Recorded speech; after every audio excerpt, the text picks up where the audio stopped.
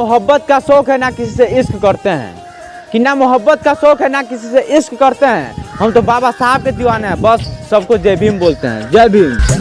जय भीम बोला, जय भीम बोला।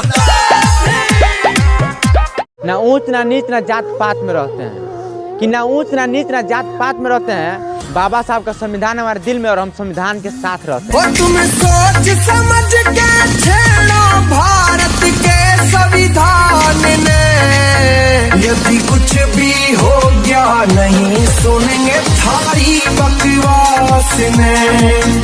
केहू केतनो डरवावे अब नहीं के डराए के, कि केहू केतनो डरवावे अब नहीं के डरावे के।